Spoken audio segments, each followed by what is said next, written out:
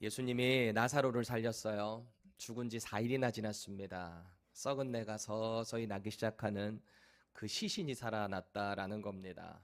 현장에 있었던 그 여동생들, 마르타, 마리아, 예수님의 제자들, 또 베다니 동네에 있는 수많은 사람들이 그 기적을 봤습니다. 경악을 했을 겁니다. 엄마, 이게 뭐냐? 뭐 영화 보면은 와 하면서 놀라는 소리 있잖아요. 그렇게 됐을 겁니다. 예수님이 이 나사로를 살리시기 전에 하신 그 행동을 보면은 참 흥미롭습니다. 그 돌을 치우라고 했잖아요. 돌을 치워야 그 안에 있는 시신이 뭔가 나오든지 할 거 아니겠습니까? 근데 여기에는 믿음이 필요하다 그랬어요. 이미 죽은 지 사흘 된 그 시신을 뭔가를 액션을 취하겠다고 돌을 치우라고 하니 그게 쉬운 일이 아니죠. 믿음으로 치웠습니다. 그리고 나서 예수님께서 하신 행동에 우리는 주목을 해야 하죠. 뭐 하셨죠? 기도를 하세요. 기도. 하늘을 향해서 기도하시고.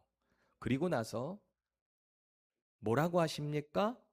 나사로야, 나와라! 라고 하니까 그 시신이 이게 수족이 감겨 있었다 그랬잖아요. 여러분 잘 알고 있는 미이라 이렇게 예상하시면 됩니다. 이렇게 묶인 상태로 뭐 걸어 나왔는지 아니면 총총총 나왔는지는 모르겠습니다. 사람들이 다 깜짝 놀란 거죠. 현장에 있던 사람들이 와, 저분 진짜 보통 분 아니구나. 그랬습니다. 그 부활의 기적을 보면서 예수님의 기도에 응답해 주신 하나님께 영광을 돌렸고요. 그 기도를 하시고 능력을 행하시는 예수님을 바라보며 영광을 돌렸습니다. 이 모든 게요, 다 예수님이 이 베단이라는 동네로 오시기 전부터 요단 저편에서 몸을 숨기고 그 가운데서 사역하시는 그 순간부터 이미 주님은 다 계획하고 계셨던 사건입니다. 이미 이렇게 될 줄 알고 계셨어요. 베단이에 왜 오신 거예요? 죽을 때를 기다렸어요, 나사로가. 그리고 4일이 왜 기다렸다 그랬어요? 3일째까지는 민간 신앙, 그들의 신앙에 의하면 영혼이 그때까지는 머물다가 4일 되면 다 떠난다.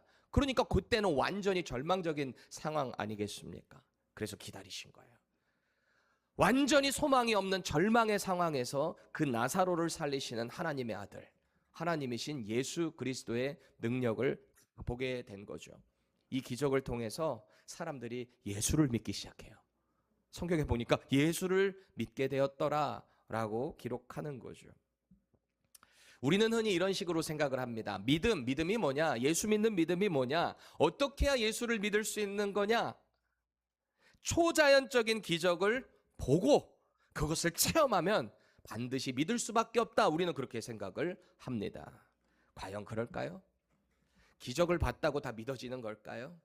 어떤 신비로운 체험했다고 그 믿음이 완성되는 걸까요? 그렇지는 않은 것 같아요. 왜냐하면 같은 기적을 보고 누군가는 예수님께로 나아갔어요. 예수님을 믿었어요. 그런데 누군가는 예수님을 대적하는 무리들을 향하여 갔다라는 겁니다. 그러니까 이 믿음이라는 것이 뭔가 신비로운 걸 본다고 되는 게 아니라는 거예요.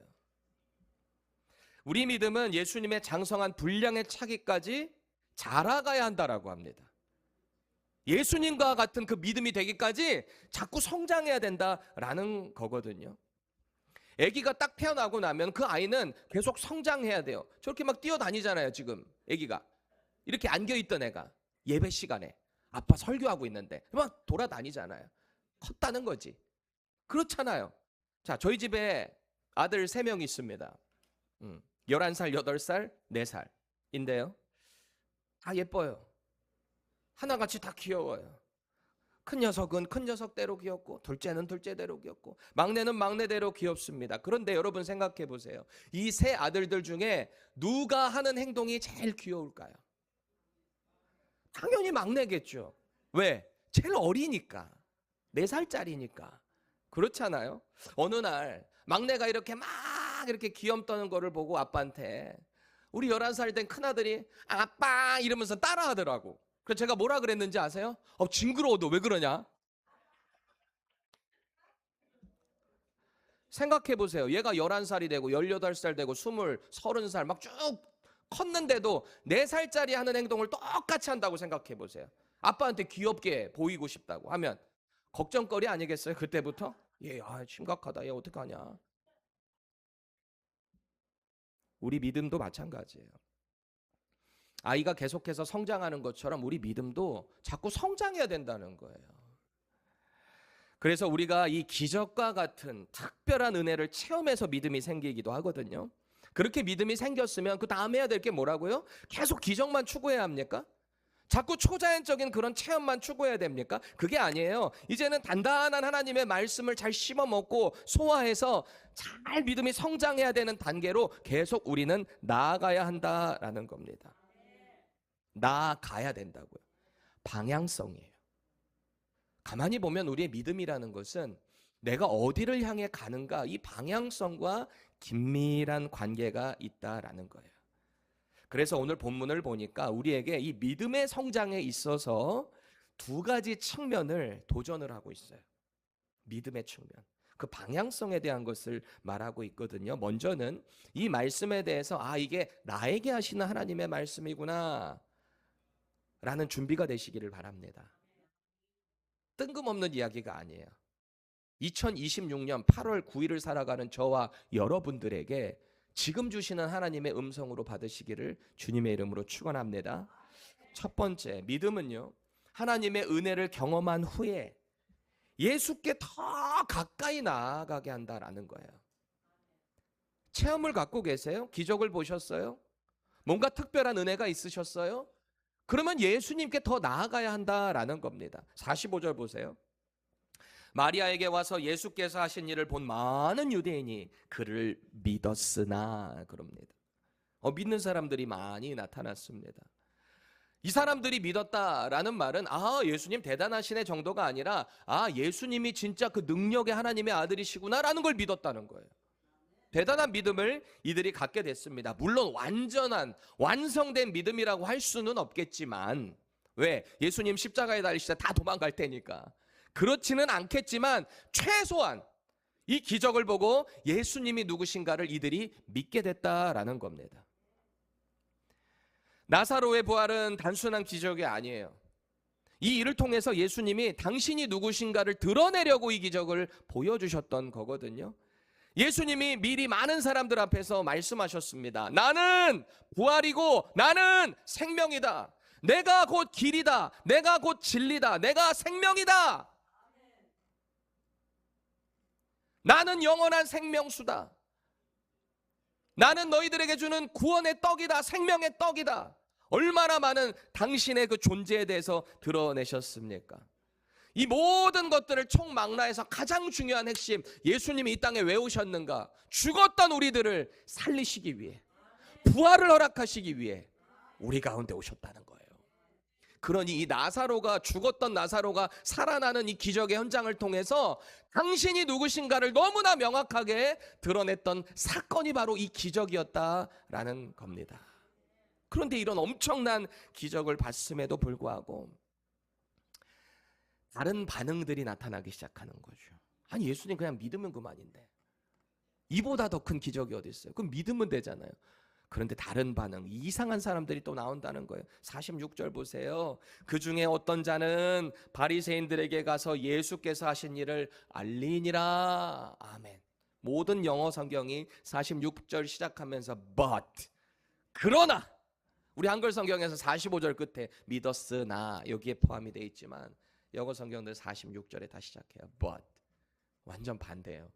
믿은 사람이 있는데 상반되는 반응을 보이는 사람들이 있더라라는 겁니다. 이 사람들이 어떤 행동을 보였는가 보세요. 바리새인들에게 갔다라고 합니다. 가다, 펠코마이라고 하는 이 헬라어 단어를 보니까 떠나다, 가다, 달아나다라는 뜻이 다 여기 안에 담겨 있어요. 이들이 어떤 상황에서 어떻게 갔는지가 우리가 좀 유추해 볼 수 있는데, 그 뒤의 내용을 보면 이들이 왜 누구에게 갔는가라는 것을 알게 됩니다. 왜 갔어요? 기적을 본 뒤에 누구에게 갔다는 거예요? 종교 지도자들, 예수님을 대적하는 그 바리새인들을 향해서 갔다라는 겁니다. 방향성이 잘못됐어요. 기적을 봤으면 예수님께 더 가까이 가야지. 왜 바리새인들에게 이들은 가고 있을까요? 그럼 이들은 바리새인들에게 가서 뭘 했을까요? 뭐 했대요? 오늘 본문에 보니까 예수께서 하신 일을 알렸다라고 합니다. 예수께서 하신 일. 어떤 일을 하신 거죠? 문맥적으로 볼 때 예수님 지금 어떤 기적을 일으키신 거예요? 죽은 나사로 살린 일. 그걸 보고했다는 거예요. 그럼 이 보고 왜 한 거예요? 자기들이 이 기적을 체험했으니까 그 바리새인들 전도하려고 간 걸까요? 여러분들 생각이 잘못됐습니다. 제가 실제로 보니까 이분 진짜입니다. 여러분들도 그분을 믿어야 합니다. 그러기 위해서 간 걸까요? 아니에요. 아니에요. 이 예수라는 사람이 그만큼 능력이 있으니까 우리 유대교를 위협합니다. 이제 뭔가 조치를 취해야 합니다. 이것을 고발하기 위해서 달려갔다라는 겁니다. 분명한 기적을 봤는데 그 기적을 믿음으로 발전시키지를 못해요. 예수님을 대적하는 길로 이들은 방향성을 틀었다라는 겁니다. 안타까운 인생이에요. 우리 신앙생활도 마찬가지입니다. 분명한 기적을 봤다고 은혜를 체험했다고 해서 믿음이 완전해질 수가 없어요. 자꾸 더 성장해야 되는데 그 자리에만 머물러 있으니까 문제예요. 물론 우리가 어떤 은혜를 체험하고 나면은 그게 믿음의 시작점은 될 수 있습니다. 그런데 그 이후의 발걸음이 우리가 어디를 향해서 걸어가고 있는가, 이게 우리의 믿음의 성장에 있어서 너무너무 중요하다는 거예요. 제가 달라스에서 왔잖아요. 그 장소에서 제가 한 교회를 10년 2개월 섬겼다고 했잖아요. 부사역자로. 전도 참 많이 다녔던 것 같습니다. 5년을 이제 노방전도를 그때 아내랑 이렇게 했었으니까 마지막 오는 그 1년 동안은 제가 맡은 사역이 달라스에 있는 한 2,800개 되는 도넛 비즈니스, 그 중에서 거의 85%가 한국 사람들이 합니다. 미국 전역에서 한국 사람이 하는 도넛 하면은 달랐습니다. 그리고 진짜 맛있어요. 던킨 도넛 문 닫고 나갑니다. 옆에. 진짜로. 제가 실제로 봤습니다. 장사가 안 돼요. 이 미국 사람들도 한국 사람이 만드는 도넛을 맛보면은 던킨을 못 가요. 이 던킨 관계자가 보는 건 뭐 이게 유명한 것도 아닌데 안 보겠지 뭐. 왜 그러냐면은 매일 새벽에 나가서 한두 시쯤에 나가서 기름을 새로 다 리프레시하게 바꾸고 그 새벽마다 새로 갓 구워낸 도넛을 새벽 한 5시 뭐 그때부터 오픈해가지고 그걸 장사를 하니 얼마나 맛있어요. 프레시하잖아요.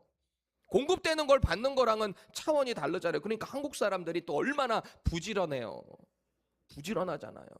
낮과 밤이 바뀐 상태로 그분들이 그렇게 살아간다라는 거예요. 제가 그분들 목양을 했거든요. 마지막 1년을. 그러니까 그 관련된 분들을 전도하겠다고 이제 교회에서 전도용품 만들어서 그냥 얼마나 편합니까? 구글에다가 그냥 도넛 하면은 쫙 나오니까 가까운데 다 그냥 전도 다니는 거예요. 그냥 가면 웬만하면 한국 사람이에요. 웬만하면 캄보디아 사람들 좀 있긴 한데 중동 분들 조금 있고, 근데 웬만하면 한국 사람들입니다. 그래서 제가 거기를 이제 전도를 하는데 한국 사람들이요, 그 주인들이 되게 한국 사람이 들어오면 어떻게 반응하는지 아세요? 경계해요. 일단 이렇게 경계해요. 왠지 아세요? 여기 정탐해가지고 근처에 또 낼 줄 알고. 실제로 그런 일들이 있습니다. 실제로 그런 일들이 많아요. 그러니까 저랑 아내가 들어가면은 젊은 사람들이 또 도넛 내려고 들어왔나 보지? 뭐 이렇게 경계를 하는 겁니다. 그래서 저는 들어갈 때마다 그래요. 안녕하세요. 저는 어디 교회 부목사인데요. 이러면서 시작을 하는 거죠. 경계를 풀어야 되니까. 그래서 예수님 믿으세요? 어디 교회 다니세요? 이분들이 참 열악해요. 낮과 밤이 바뀌어서 살다 보니까 주일에 교회 가는 게 참 어려워요. 난 12시 돼야지 일이 끝나니까 하루 종일 날 샌 거예요, 이분들이. 그러니 예배를 오후 2시에 가는데 오면은 졸 수밖에 없어. 이 상황을 모르면 그분들이 교회 와서 조는 거 보고 교회까지 와서 맨날 잠만 자. 여러분, 말할 때 항상 말을 조심해야 돼요. 입장 차이라는 게 있어요. 뱉는다고 다 말이 아니에요. 그분들은 그 냄새, 기름 냄새 쪄드는 거 지우겠다고 집에 가서 샤워 다 하고 그 1시간도 못 잔 상태에서 나와가지고 예배하러 오는 거예요. 제가 그분들 사역을 하다 보니까 정확히 알겠더라고. 어쨌든 제가 한 가게를 들어가서 전도를 하는데 얼마나 이분은 맹맹하던지 이 자매님이 됐어요, 나가요, 이러는 거예요. 저 이게 선물이 있는데 제가 또 이렇게 능청스럽잖아요. 그러니까 한국에서 오던 이게 펜이 두 개가 양쪽으로 나오는 건데 진짜 좋은 거예요. 이 휴지 한국에서 오던 거예요. 막 이러면은 이렇게 막 같지 않게 쳐다보다 그냥 가요. 됐어요. 필요 없어요. 막 이런단 말이에요. 그렇게 한 2번, 3번 찾아가는데 그분이 그래요, 저한테. 저 성당 다녀요. 그만 오세요, 이제. 그만 오세요. 그래요. 자꾸 찾아오니까 저 뒤에 제 남편이 있으니까 남편한테 말해보든가. 그래요. 그 남편이 또 조금 있다가 이렇게 나와요. 베이커를 하거든요. 보통 남편이 베이커를 하고 아내분들이 더 이렇게 힘이 세잖아요. 보통 이렇게 컨트롤하고 하잖아요. 그러니까 그분들은 이제 캐시얼 앞에서 다 보는 경향들이 있거든요. 그러니까 남편이 딱 나옵니다. 그런 이분이 저한테 나오더니 막 이것저것 질문을 하는 거예요. 이것저것 질문. 근데 말이 질문이지 다 뭔가를 비아냥거리는 말투입니다. 이 질문의 핵심을 가만히 보면 이거예요. 자기도 성경 읽어봤고 옛날에 교회 다녀본 적도 있고 이런저런 내용들 다 아는데 안 믿어진다는 겁니다. 그러니 목사인 저한테 이런 말을 하는 거예요. 나 정말 믿고는 싶은데 이 조건이 충족되면 내가 믿겠다. 그 조건이 뭔지 아세요? 지금 당장 예수가 하늘에서 내려오면 자기가 그거 보고 믿겠다는 거예요. 와우, 신박하다 이분. 보통 분이 아니다 라는 생각을 했습니다. 그분은 나름대로 답답한 거예요. 아니 그렇게 예수 믿으라고 하지 말고 직접 하늘에서 내려오는 걸 사람들한테 보여주면 다 믿을 거 아니냐. 참 답답하네. 예수 양반. 뭐 이런 거 아니겠습니까? 제가 뭐라고 답변했는지 아세요? 화낸 것도 아니에요. 너무 귀여우시더라고요. 사실은 믿음이라는 게 그런 게 아니잖아요. 선생님, 2000년 전에 예수님이 정말 많은 기적들을 보여주셨어요. 죽은 사람도 살려내고 물 위도 걷고 정말 많은 기적 일으켰거든요. 분명히 사람들 보는 앞에서 십자가에서 죽었어요. 그런데 부활해가지고 성경에 그 기록을 보니까 500여 명의 형제들이 다 보는 앞에서 다 그 앞에서 부활하시고 하늘로 올라가는 것을 보여주셨어요. 사라지셨어요, 그렇게. 그럼 그 사람들이 다 예수님 믿었을까요? 아니라는 거죠. 아니 그 정도 보여줬으면 다 믿어야 되잖아요. 근데 왜 안 믿는 사람들이 있는 걸까요? 몰라. 그분이 몰라. 그 이유도 제가 뭐 교회 우리 교회 뭐 행사 있을 때마다 뭐 김밥 갖다 드리고 뭐 하고 막 했는데 받는 건 또 잘 받아 드셨거든요. 지금 교회를 다니시는지는 모르겠습니다. 여러분, 예수님 믿으세요? 예수님 믿으십니까? 그 예수님이 2000년 전에 나의 죄를 위해서 내 죄 없애시겠다고 당신이 직접 온 인류의 죄를 짊어지시고 로마의 사형제도인 십자가 틀에 달려 죽으셨음을 믿으세요? 내 죄가 그분에게 다 전가됐다는 거 믿으세요? 내가 그분을 믿는 순간 나도 그분과 같이 부활해서 하나님의 자녀가 돼서 그 하나님의 나라의 백성으로 살아간다는 거 믿으세요? 그 예수님이 이 세상이 끝나는 날까지, 이 세상 끝나는 날이 언제일까요? 예수님 다시 오시는 날이에요. 그때는 보고 믿고 말고의 문제가 아니에요. 끝나요. 기회가 없어요, 그때는. 왜냐하면 너무 압도적이기 때문에 그냥 심판만 있을 뿐입니다, 그때는. 그 전에 믿어야 되는 거거든요. 그 예수님이 세상 끝나는 그날까지 저와 여러분들과 영원히 함께 하겠다는 그 약속 믿으세요? 그럼 그 믿음이 여러분 어떻게 생기셨어요? 어떻게 그 예수님 믿게 되신 거예요? 논리적으로 좀 잘 설명 좀 해보실 수 있나요? 나에게 이 믿음이 도대체 어떻게 생긴 거지? 구체적으로, 상식적으로 설명하실 수 있는 분 있으세요? 믿음이라는 게 그래요. 설명은 못해요. 근데 믿어져요. 세상은 안 믿어지니까 상식적으로, 이성적으로 나를 설득해보라는 거예요. 그래서 나를 믿게 해보라는 거예요. 근데 믿음이 그런 게 아니라는 거예요. 믿음이. 그래서 예수 믿는 믿음이라는 것은 하나님이 저와 여러분들에게 특별히 선택된 자들에게 허락하신 선물이라는 사실을 믿으시기 바랍니다. 우리 인생에도 하나님의 기적적인 은혜를 체험하는 순간순간들이 있어요. 도저히 해결할 수 없는 순간에 하나님께서 기적적으로 길을 열어주실 때가 있어요. 아, 이거 하나님이 하셨다라고 받아들일 때가 있어요. 의사가 가망이 없대. 죽을 병이래. 그런데 하나님 믿는 믿음으로 열심히 신앙생활하고 사명대로 살았더니 어느 순간 보니까 내가 여전히 살아있어. 못 고칠 병이 막 고쳐져. 기도 가운데 역사가 돼. 그런 기적들 경험해 보셨나요? 우리 주변에 그런 기적들을 보게 되잖아요. 가장 중요한 핵심의 기적. 죄 가운데 허우적거렸던 이미 죽었던 저와 여러분들이 예수 믿고 구원받았다는 거. 이게 가장 큰 기적 아니겠습니까? 그런데 지금 당장 더 중요한 영적 진단이 우리에게 필요해요. 그래요. 예수 믿어요. 구원받았어요. 그런데 이 질문이 우리에게 필요해요. 나는 그 분명한 은혜를 체험하고 그 기적을 경험했는데 현재 어디를 향해 걸어가고 있는가?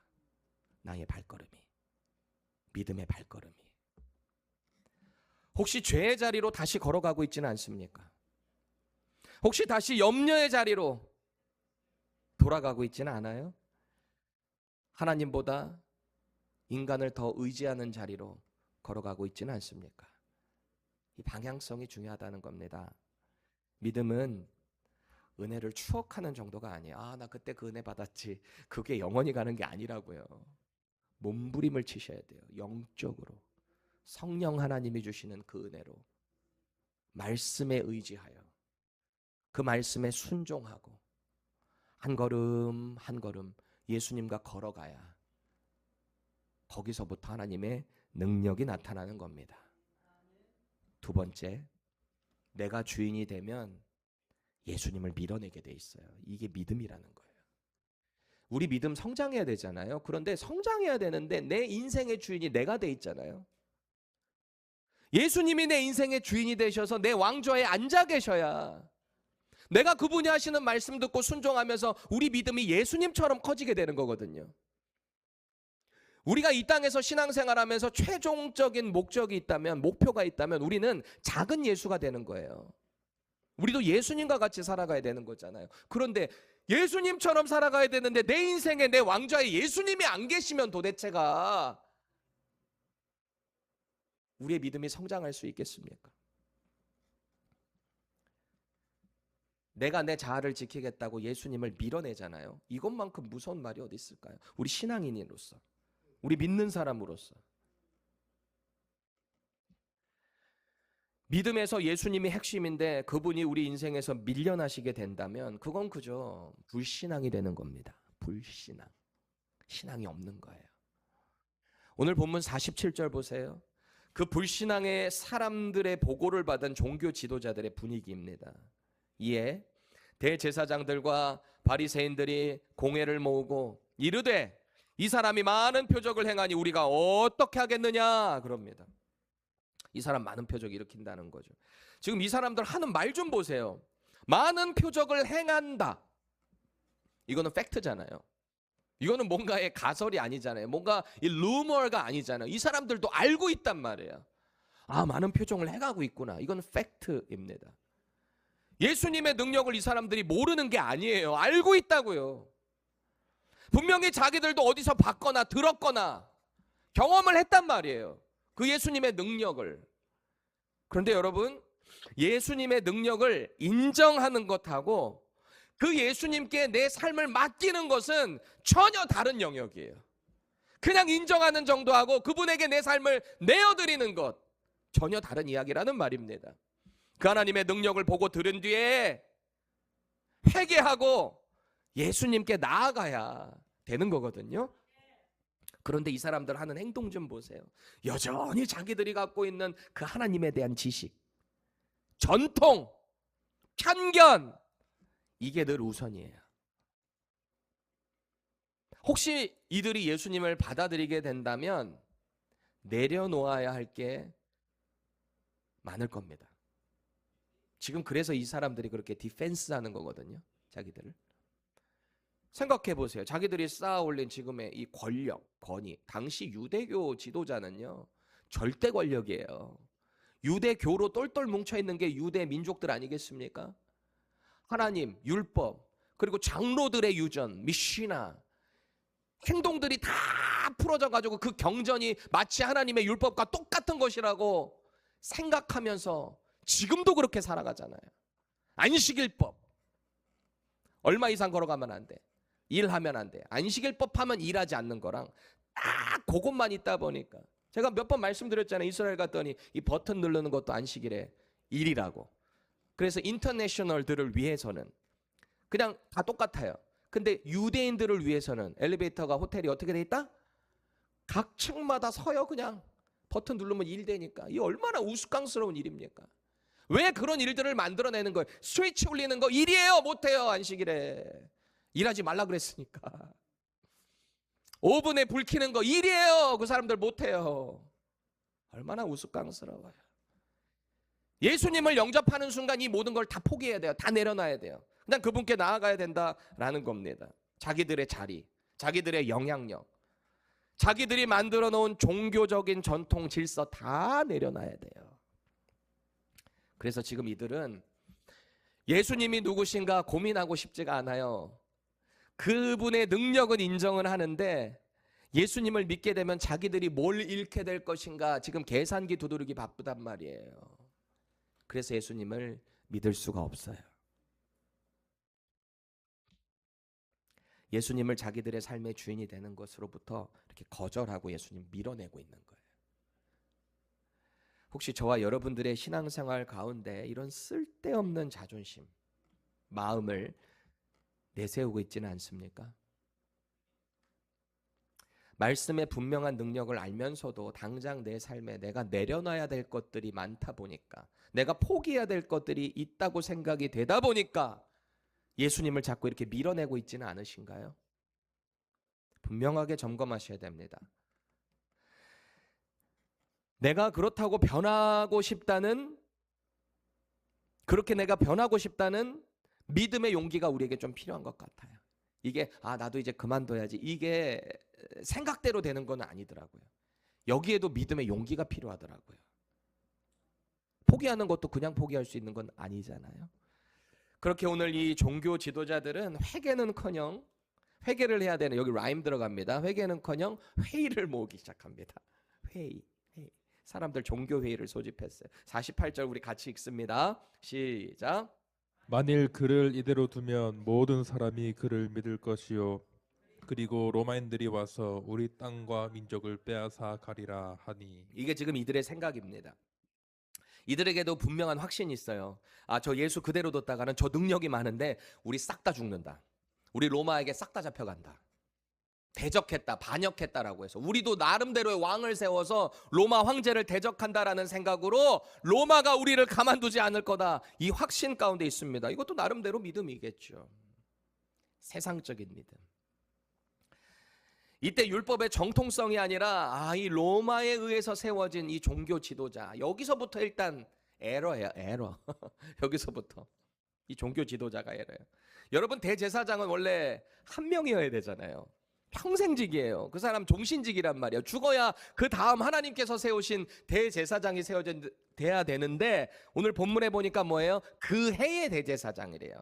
이미 안나스라고 하는 장인도 있어요. 여기도 대제사장이에요. 아니, 대제사장이면 하나야지 왜 둘이에요? 세속적이라는 겁니다. 하나님께서 인정하신 종이 아니라는 겁니다.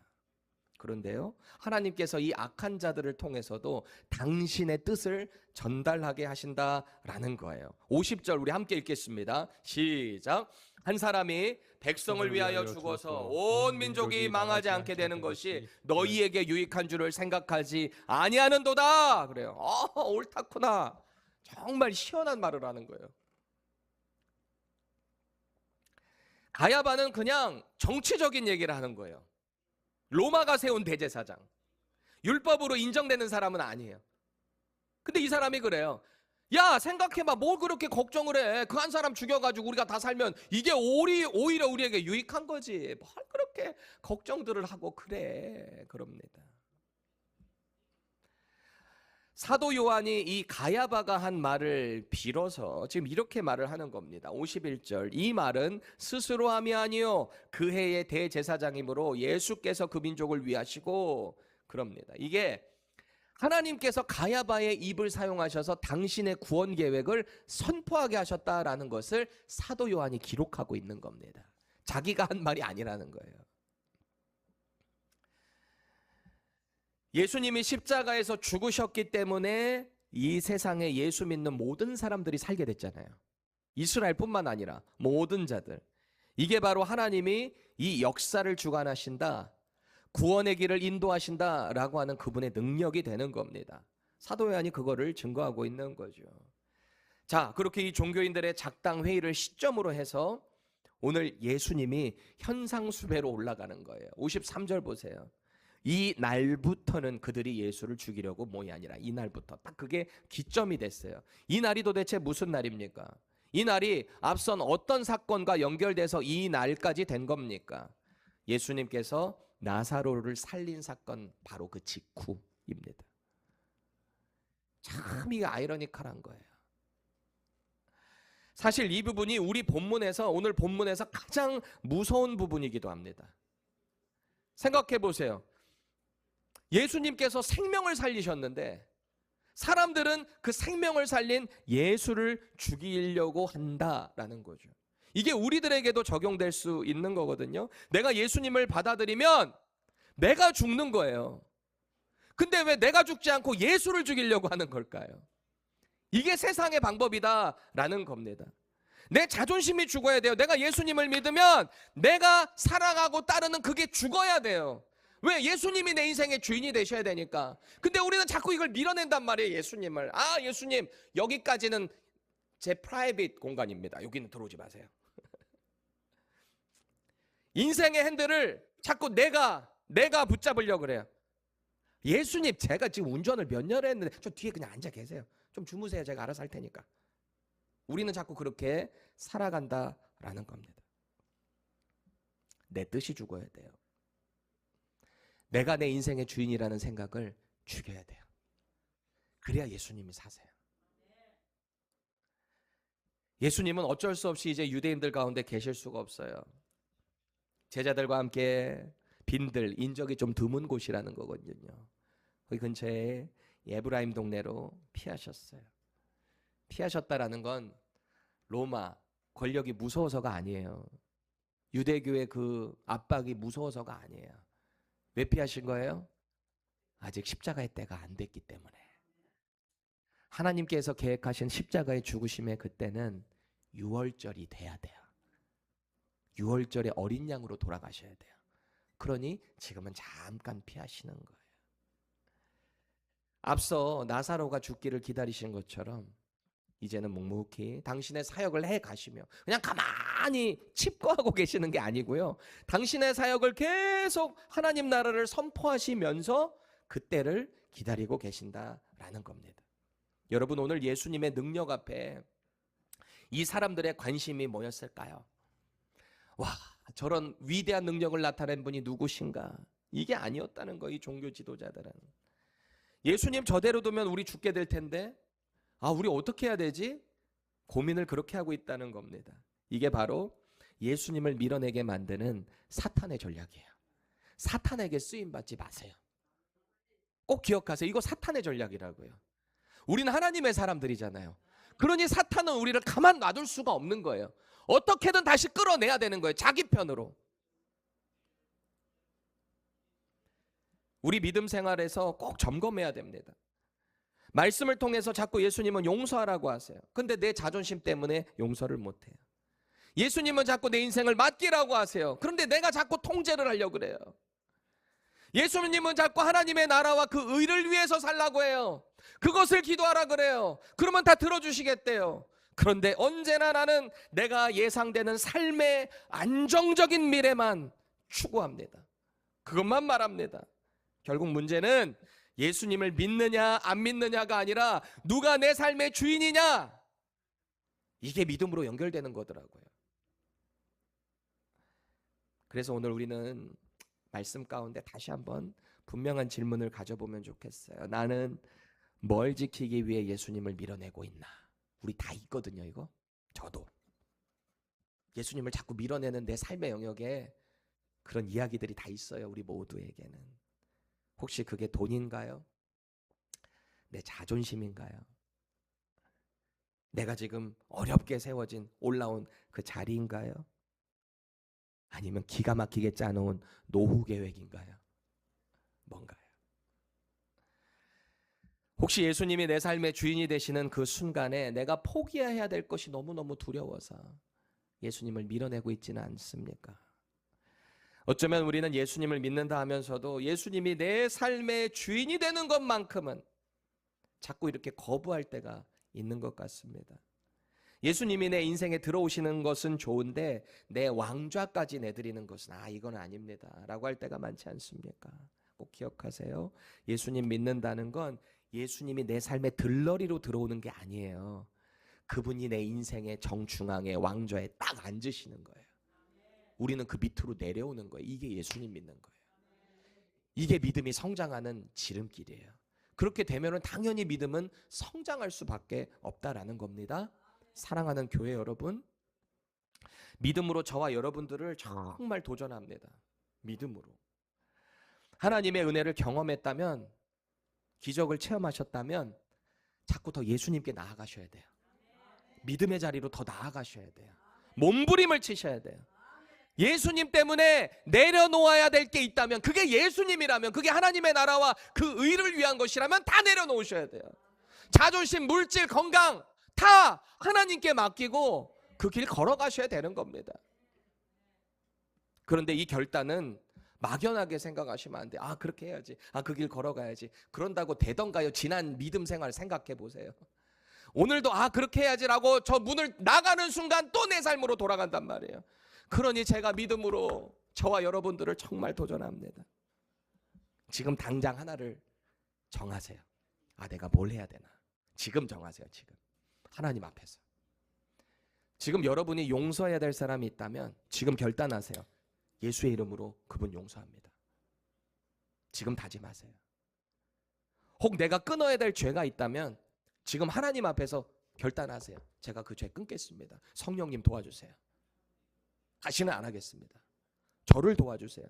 저의 믿음 없음을 불쌍히 여겨주세요. 하나님께 드려야 할 것이 있다면 지금 믿음으로 순종하세요.